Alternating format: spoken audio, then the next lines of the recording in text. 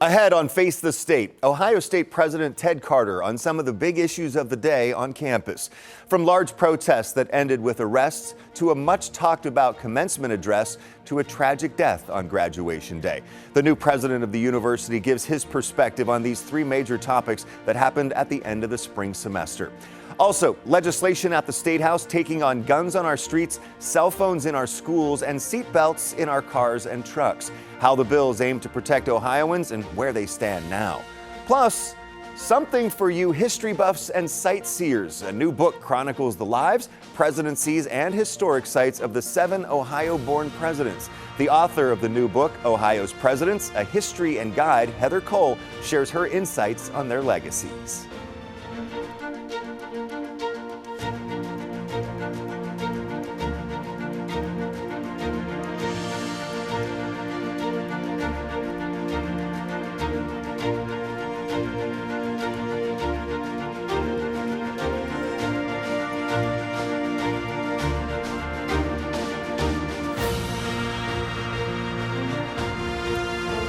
Thank you for joining us for Face the State and happy Mother's Day. I'm Doug Petcash. We start with the latest on efforts to get President Biden on the November ballot here in Ohio. The legislature missed a deadline this past week to pass an exception to allow that to happen. So now it really comes down to three options. The first is the Democratic Party could move up its national convention ahead of Ohio's August 7th deadline to certify the ballot. But that's unlikely, leaving option two. The Ohio House and Senate could pass a bill with an emergency clause to create the exception. It would have the bill go into effect immediately instead of waiting the usual 90 days. However, that emergency clause requires more support from Republicans to get a 2/3 vote in both chambers. Or there's option three. The Democrats can go to court. But University of Cincinnati political science professor David Niven says the party might not find success in the courtroom. Part of the problem they have is this is a rule that applies to everybody. So you can't go in there and say there's some, special discrimination going on, impeding you. This was a rule that applied to everybody. You just didn't meet it. So there's a chance they could win in court, but there's also a very meaningful chance they don't win in court. So the bottom line is the party will have to act. The state has made exceptions twice before, most recently in 2020 when both parties held their conventions after the August deadline. Also at the State House this week, new legislation to curb violent crime. The bill has one mission: to keep bad guys with guns off the streets.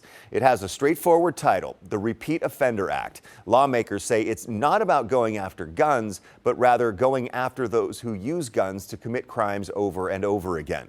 Republican Representatives Bernie Willis and Josh Williams introduced the bill. It would increase penalties for someone caught a second or third time for having a gun illegally. It would also increase penalties for using a gun in a violent crime and require mandatory sentences for certain offenses. The co-sponsors say a small number of people are committing a disproportionate amount of the violent crime. These repeat offenders, people that have been told by judges at sentencing, you shall never own a gun or ammunition again in your life unless your rights are restored. And some of them get out within 6 months. They're caught doing another crime. Attorney General Dave Yost was at the news conference to throw his support behind the measure. House Minority Leader Allison Russo said she thinks it covers one piece of a very large problem that will take a multifaceted approach to solve. Representative Williams says the Ohio Prosecuting Attorneys Association is against a small portion of the law that deals with automatically sealing records on some nonviolent offenses after a certain amount of time passes. The bill is in its very early stages. The sponsors are now waiting for it to be assigned to a House committee. Ohio lawmakers also introduced a new bill that would allow law enforcement to pull you over for not wearing a seatbelt. State Representative John Cross introduced the bill. It specifically changes the offense of not wearing a seatbelt from a secondary to a primary offense. This means police can pull you over if they see you not wearing one. Ohio Department of Public Safety Director Andy Wilson says this bill will save lives. The cost of not doing something so simple is so astronomical. It just makes sense to do it. And if we can incentivize people, we can motivate people to put that seatbelt on through a primary seatbelt law, then we need to seriously look at doing it. The bill would also make it a primary offense for anyone who fails to properly secure a child in a seatbelt or child safety seat. According to AAA, in nearly 50,000 crashes reported to the Ohio State Highway Patrol last year, people were not belted in.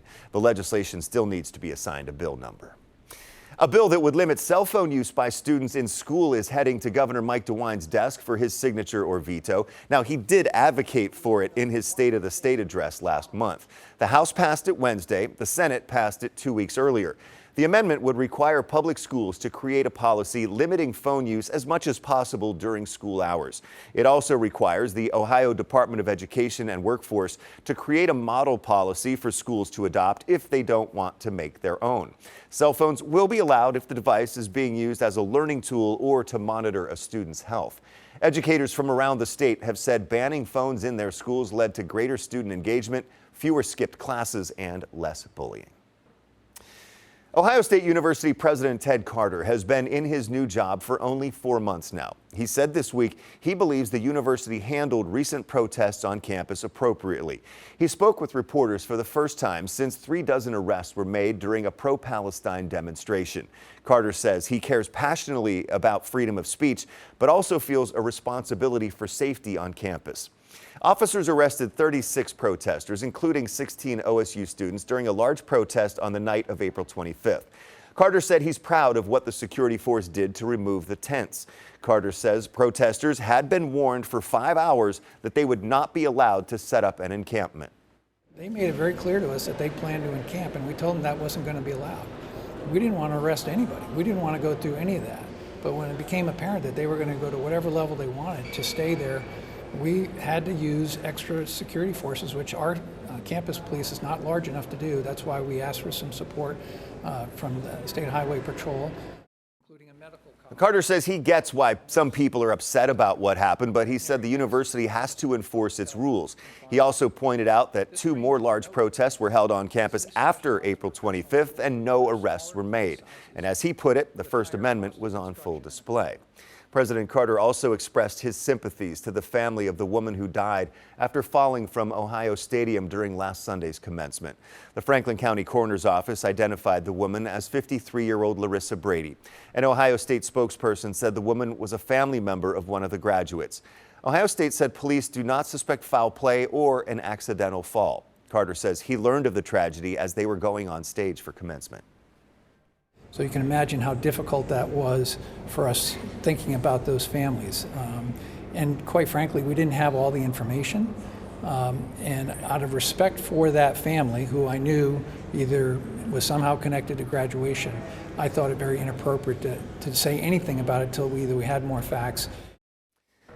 A spokesperson said the university made counseling and other support resources available. The school also said those experiencing suicidal thoughts or who are in crisis should contact the National Suicide Prevention Lifeline by dialing 988. Finally, Carter also spoke for the first time about the unconventional commencement address that's been widely talked about online. OSU alum Chris Pan delivered the speech. Carter called the address very non-traditional and said he'd never met Chris Pan before commencement weekend. Pan is a social entrepreneur and is the founder of My Intent. He got booed when he promoted the cryptocurrency Bitcoin as an investment during his speech. He also led students on a sing-along and had President Carter help him with a magic trick.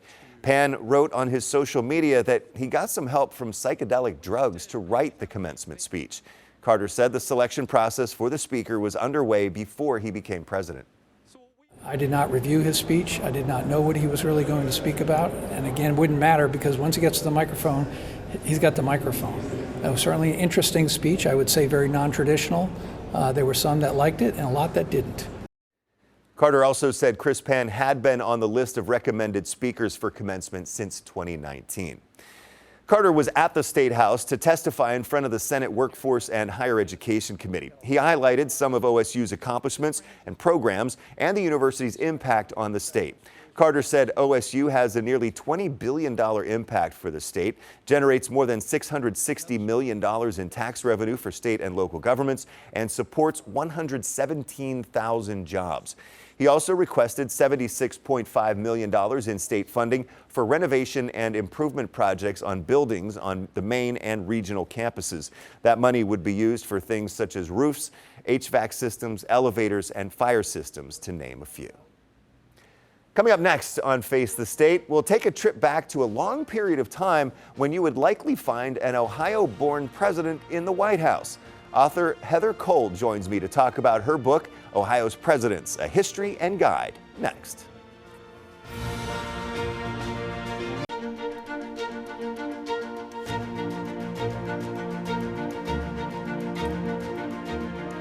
Welcome back to Face the State. Ohio has a rich and long history. Part of that is the 7 men born in Ohio who went on to become President of the United States, from Ulysses Grant in 1869 to when Warren Harding died in office in 1923.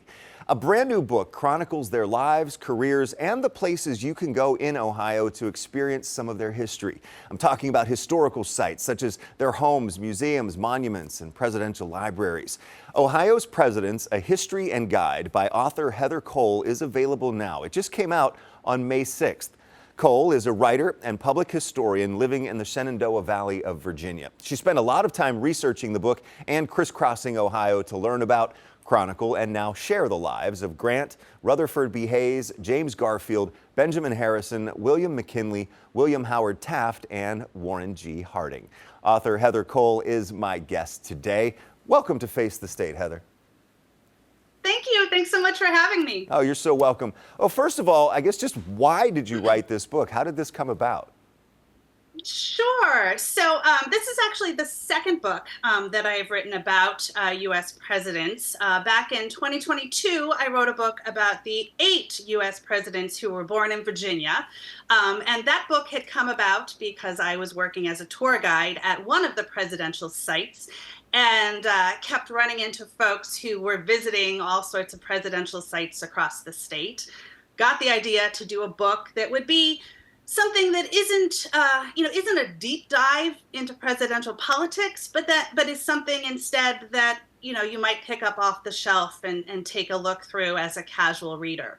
So I did a book on the Virginia presidents that came out in 2023. And then it sort of was logical to then tackle the state that had the second greatest number of U.S. presidents, which was Ohio. So that's how I came to do the book on the 7 Ohio presidents. So how did you do the research for this? So I read a lot. That was my first step. And then I spent a chunk of time in sort of 2 specific trips going and visiting as many of the presidential sites in Ohio that I could, which was honestly the best part of the project, was getting to meet all of the museum docents and tour guides and librarians and archivists who have devoted their careers to studying the presidents and sharing their stories with the public. Now, you just said this isn't a deep, scholarly investigation of their lives. So, what was your goal in writing it? So we all probably learned about these guys in history class when we were in high school, but most of us have not retained that information. In part because often history gets taught as names and dates in formal education. And what I wanted is to create a book that would be something that number one, is readable for the casual reader, someone who doesn't know anything, about the presidential history, but might pick this up because they have stumbled upon a historic site and want to learn a little bit more about one of these presidents, or are visiting family or friends in one of these communities and decide, hey, why don't we spend some time with our family going and visiting one of these sites? So it can be something that you pick up, you read a chapter about one of the presidents, you say, hey, we can go visit these sites, you go do that, put it down, and, maybe perhaps don't pick it up again until next time you're planning some sort of a history road trip. So the idea was that it be readable for the casual reader, sort of, high school age and up, that you don't have to have any specific knowledge to read it. And hopefully it's not sort of a boring academic text. Well, it's not. I've read quite a bit of it myself, and it is, you got the key points in there, the history, the career, post-presidential life, if they made it past their presidencies, and then, the places to go and see. Was there a favorite for you of the presidential sites here in Ohio? Oh, that's tough. So there's a couple that were sort of my favorites. Among them was the McKinley Presidential Library and Museum in Canton.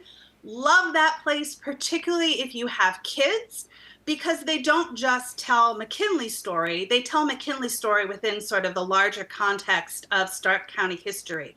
And so in addition to having an exhibit about McKinley, they also have, they have a natural history museum there. They have sort of a walkthrough of an old-timey town. They have a lot of local history there, and it's super interactive and really designed for families. So I love that one in terms of a place to take kids and family. If you really like guided tours of presidential houses, my favorite was actually the Harding Presidential Library and House, which is the newest of the Ohio presidential sites.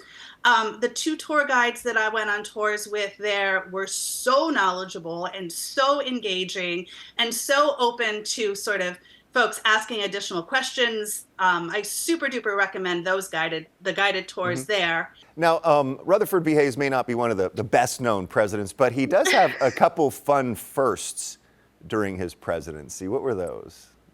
He does. So if any of you have made the trip down to Washington, D.C. with kids and perhaps participated in the Easter egg roll on the White House lawn, Rutherford B. Hayes was actually the president that first started that back in 1878.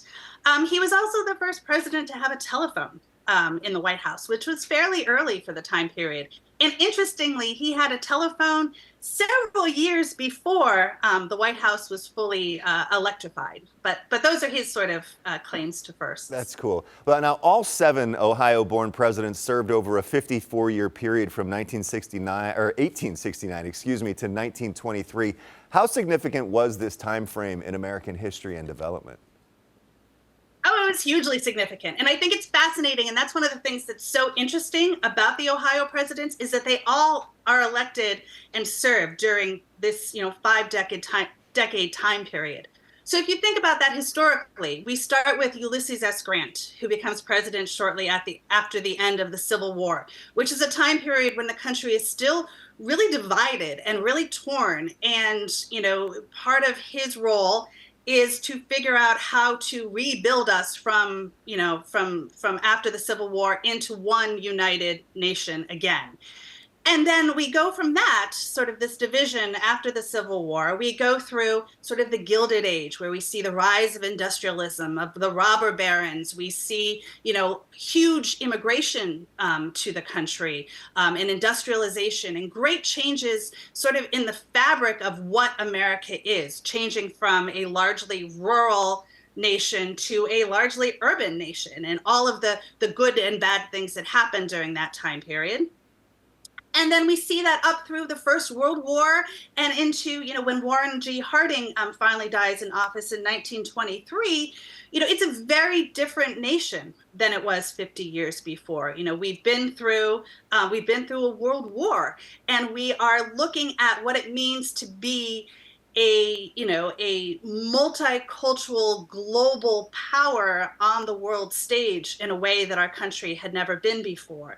And I think it's kind of exciting that sort of Ohio presidents help shepherd the nation through this change from a very divided nation after the Civil War to the beginnings of what will become sort of the modern nation that we are today.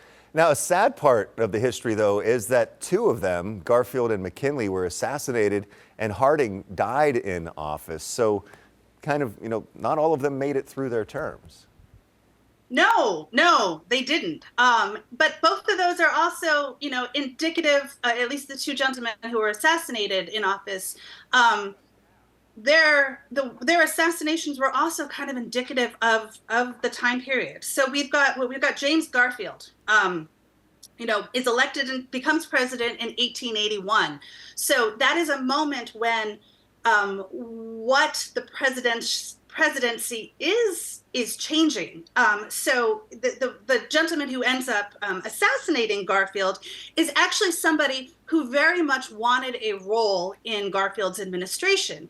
And for decades and decades and decades, you got a role in a presidential administration through contacts. So this is the time period, when Tammany Hall and sort of political contacts are how people get into power.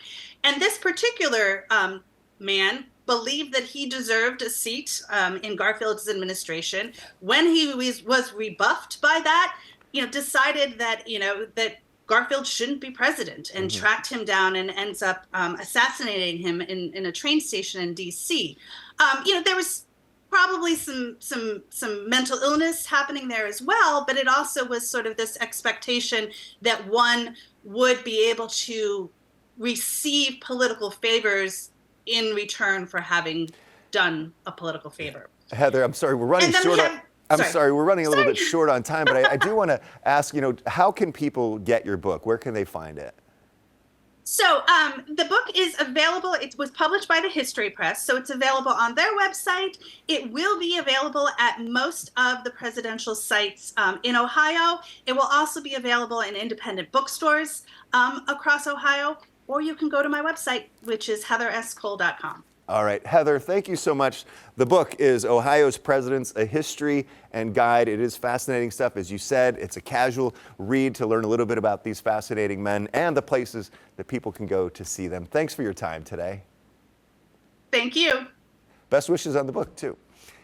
Still ahead on Face the State, preparing for whatever could go wrong to make sure everything goes right. How elections officials across Ohio are getting ready for the big test, the November election.